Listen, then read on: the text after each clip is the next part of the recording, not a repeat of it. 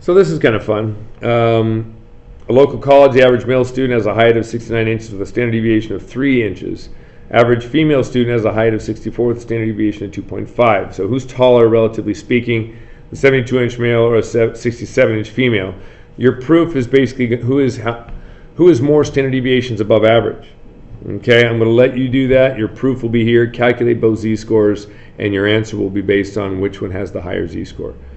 You're comparing two different things with different variables, or with different standard deviations, so you have to standardize both of them by doing the z-scores. So that's your proof.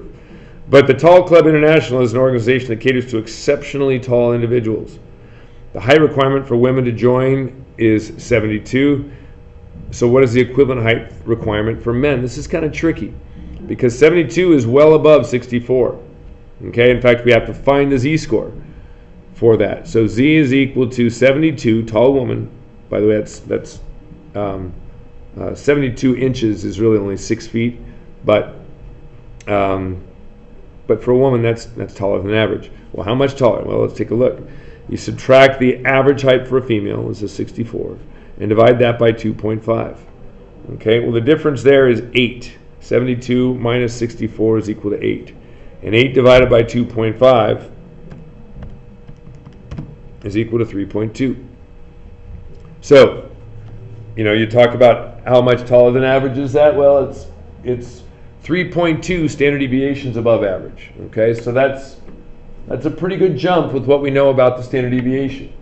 Okay, the question then says, what's the equivalent height requirement for men? Well, you're saying I want to find how tall is a man who is 3.2 standard deviations above average. Well, let's plug in that. If I know that that's the standard deviation or the number of standard deviations, the question is, how tall is that guy? This is the girl's height.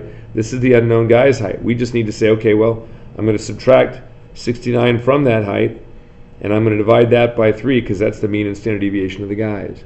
So if I'm looking for a guy's height who is 3.2 standard deviations above average, we go through this process. If we cross multiply, we get 3 times 3.2 is 9.6. So you got 9.6 equals x minus 69. You add 69 to both sides, and you end up with 78.6 inches.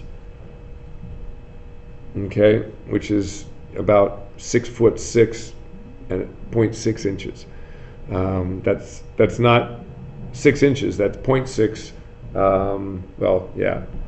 Anyway, so 6'6" and then some, almost 67 inches, which is a tall drink of water. So, how many standard deviations above college mean would a female college student be in order to be eligible to join?